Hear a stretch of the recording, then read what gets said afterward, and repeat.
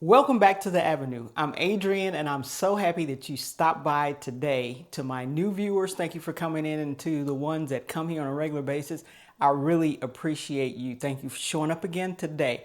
And today, you guys, I like to give you things that make money make sense, right? And so there's a lot of stuff that the bank, your bank that you bank at, knows about you. However, there's some things that you may not know about your bank. I'm going to cover some of those things. Some of these things the bank, they don't want you to know. But Adrian is here and I'm going to tell you exactly what you need to know about your bank. Stay tuned. She's a go-getter, alright. What a beautiful sight. Anything she sets her mind to, she stays on it day and night. She writes the checks, she signs the deeds. She plants the fruitful seeds and still finds the time to meet all her family needs.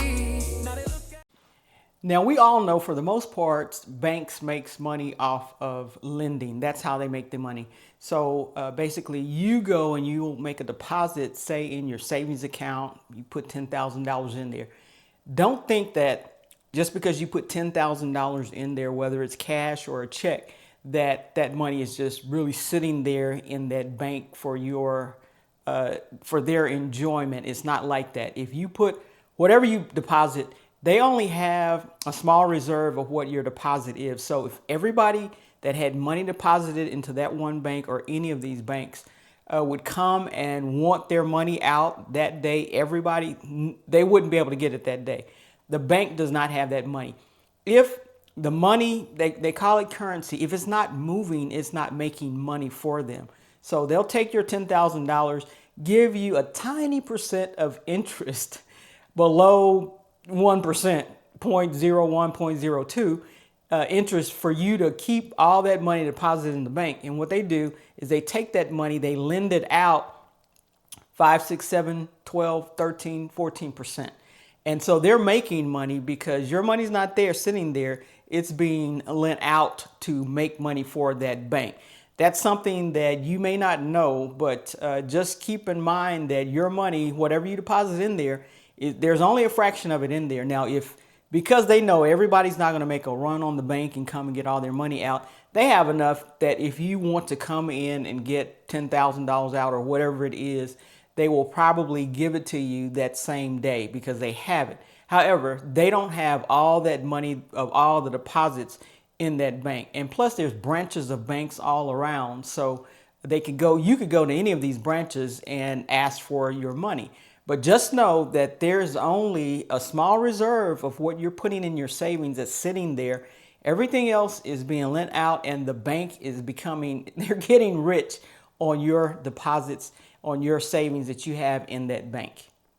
This one is very interesting to me and it's almost a little disturbing to me because if I transfer, I have my money in high yield savings accounts. However, if I want to pull it out and transfer it into a local bank, to spend it or do something with it, I do that, right? But have you ever noticed that once you do that, it will disappear from the bank that it was sitting in, the high interest bearing bank? However, it doesn't show up in your bank for a couple of days.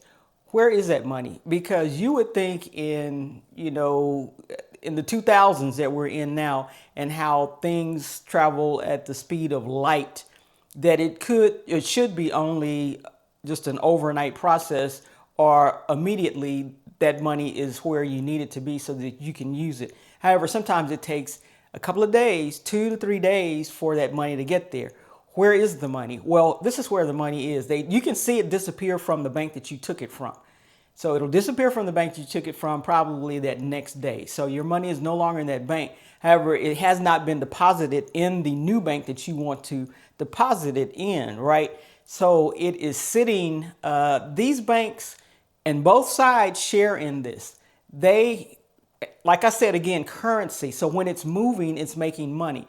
They put it in these accounts that charge a hefty amount of interest. They're making interest on your money in the transit of it coming from, it's called a float. It's floating money.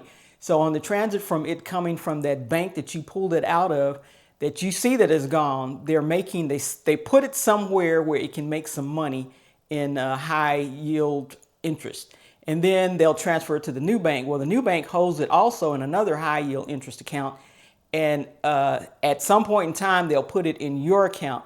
But they've made money when you pulled it out from wherever you pulled it from. And then the receiving bank is also making money sitting in these high interest in the transit. It's floating money, right? Because there's no reason your money, once it disappears out of one bank, shouldn't immediately show up in the other bank. These banks are making tons of money, and people transfer all the time, whether it's a check that's written on one bank that's being deposited in another bank. You know, sometimes they say that the money is not going to show up for, 4 or 5 days. I have a credit union that I bank at all the time that I took one of my real estate checks to, and was going to deposit it. And they told me that I was going to have to wait until like 5, 6, 7 days for it to show up in the bank. And I'm thinking, okay, this is drawn on a title company that the money is sitting there. And so I know it's good. You know it's good. However, you're going to keep me from having access to my money. They gave me access to some of it, but not all of it. So I got wise to that. Now the title company just sends it to my bank, and I don't handle checks or anything like that anymore. But in the transfer, you guys just know that it's not sitting in limbo out there. These banks are actually making money on the transfer of this money going from one bank to another place for another place, because they have these accounts out there that they're being paid with the currency. It sits there for a little bit, make a high interest for them, and then they move it to your account. So just so you know, another way these banks make money is when you use either a debit card or a credit card. It doesn't matter. There is a percentage that they charge for using that credit card and debit card. The merchant pays it. Sometimes the merchant passes that on. Well, most time the merchant passes that amount on to you. Now they're showing up, like when you go to the doctor and you want to pay with a credit card, they charge you that extra 3.5% to use that credit card. And it can range anywhere from 1.5% to 3.5%, but you're paying that, right? And so they're charging you that. Or even if they don't show it and the merchant doesn't say that they're charging you, they go up in price on those items. So whether you pay in cash or whether you pay with a credit card or a debit card, we're all footing the bill for these the merchants being charged. And so the bank and the credit card companies that's out there, they get a portion of this percentage. And you think, okay, 3.5% or 1.5%, that's not very much. But when you have millions of dollars of these transactions going on, they're making a ton of money off of this type of transaction. And like I said, it doesn't matter whether it's a debit card or a credit card, to use it, they're charging the merchants to use these types of cards. So just keep that in mind, because ultimately we are paying for this because the price of items are going up because this is what they're doing. So just so you know. Okay, so I'm giving you the real tea on these banks, some things that you probably didn't know. And so the next time you walk in, you're probably going to say, and look at them a little funny. But because I'm doing that, hit that like button and that subscribe button so that you can stay up to date on the latest information that I'm bringing to you. And drop a comment. Have you noticed some of the stuff that I'm talking about? Or is there something else that you know that the banks are doing that you'd like to share with the community? If you haven't looked at your bank statement lately, I'd say take a look at it, because some of these banks charge for accounts being inactive. They charge for low balances in accounts. And tell me why they do this. I don't know, because if an account is inactive, you're not doing anything to it, right? So what is it costing you to have that inactive account? If the account's balance is low, you're not doing anything extra that you're not doing to somebody else's account. So what does it really matter that there's not a certain amount of money in the account? But look at it, because they have late fees. They have this kind of fee, maintenance fees, fees because you have certain accounts. Look at these fees that you're paying, because they're getting rich off of all these fees that the accounts are sitting there anyway. So these fees to me don't really make sense.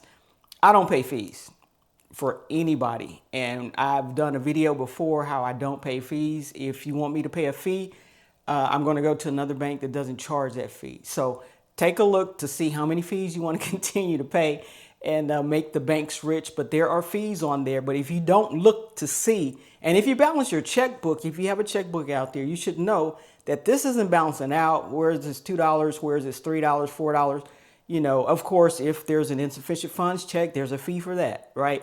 Processing that. So there are fees out there that these banks are getting rich off of. Don't give them a reason to charge you a fee. That's what I'm saying. Now, this is no secret to me, and I'm going to get through this section because you guys know how I feel about credit card interest. But these credit cards that they issue you from banks and credit card companies, because there's a two-part deal, these banks are getting rich off of it because the credit card is not designed. They never designed it for you to pay it off. They designed it for it to be revolving and for you to pay forever and ever and ever on it because they know how much money they're making from you. They will charge you the least amount legally that they can that will carry it out for as long as they can legally. If it could go further, they would charge you even a smaller amount. So when you get your card in and they say a $40 minimum payment, that's because they couldn't stretch it out any longer than that legally. And that's why you're paying the $40. And, as it goes up, it may be a $100 minimum payment. So that being said, you all get a hold of these credit cards and stop paying all this interest because that's the game that they're playing. That's the game that you may not know that they're playing, but that's what these cards are designed for, to keep you in debt, paying a monthly fee and interest every month. So you're slave to them, basically, because you're paying them every month, right? And you're paying those fees every month, and they know when they have you and you can't get out of it. So take a look at that. Don't pay more than the minimum amount, and pay it with an emphasis of getting out of debt. That's what the key is, get out of debt. You can still use your credit cards once you get out of debt, but pay it off every month. That's my suggestion to you, is to pay it off every month. You won't be paying these fees for all these credit cards. So I got through that one. Okay, now the banks also, they know more about you than you think they do. They know your habits. They know when you're stressed. They know when you're maybe money's a little tight. They know all these things about you, and they can get it from how you come into the bank, looking at your bank accounts, looking at your credit cards that you have with them, what your trend is. I know normally on certain days I go to the bank and bank on those days. They know to expect a certain amount of money to come into my account on those days. And I switch it up. I don't go to the same bank every time I go or whatever days because I don't want them to know my patterns, right? But they get this data, which is very valuable, and then they start selling it to retail places. They start selling it to, and then you start getting things in the mail that you're just like, how did they know that about me? How did they know I was looking for that? How did they know this? How did they know that? And you'll get these, credit card in the mail introductory, invitation. Just fill this out and we'll get you a credit card. You get all this stuff in the mail because banks are selling your information to other institutions and hedge funds and all this kind of stuff. Your information is out there. It's very valuable, and they will sell it. So they're making money off of that, even for myself, I'm not paying interest on any credit cards, but they're still making money off of selling my information to somebody else. You just need to be smarter than them and know that they're looking at you. They got your information. They know a whole bunch about you, okay? They know a lot about you. You just don't know a lot about them, but now you do, since you're listening to this video. Another thing that these bank employees do, and I know they get paid to do this, but they will try to cross-sell you on some of their products. I know that some of the banks I use, every time I drive in through the teller or go in, they want to know if it's anything that they can do for me. And no, you've done what I came in for you to do. Then they start bringing up, well, we have this kind of account here. If you need to ever, I'm fine. I'm good.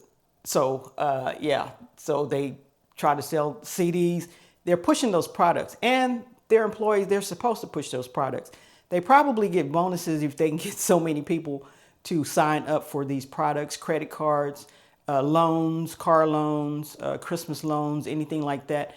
They will get probably some type of credit for doing that. So I'm not mad at them. Let them do their job, because my answer is going to be no.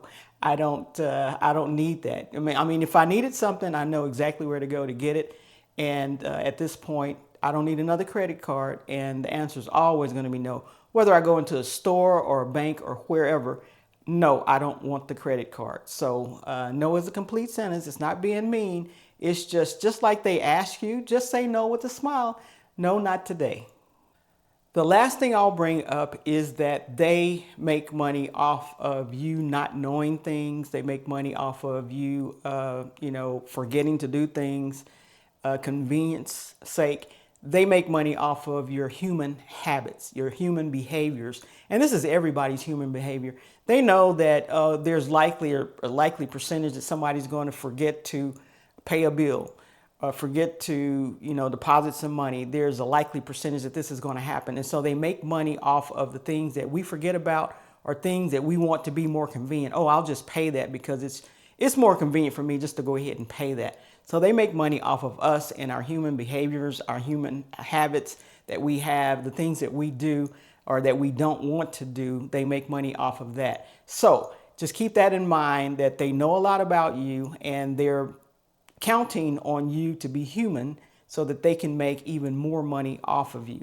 So these are some things that the banks really don't want you to know. They don't want you this to stay in your mind when you walk in there. They don't want you to even think about it. They just want you to think, hey, we're here to help. We're your friends. Deposit your money here. We'll give you a little bit of a tiny bit of interest, and everything's good. And if you need a loan from us, let us know so that we can give you a loan to pay a lot of interest on. If you need a credit card, let us know. We'll give you a credit card to pay a lot of interest on because we're here for you, of course.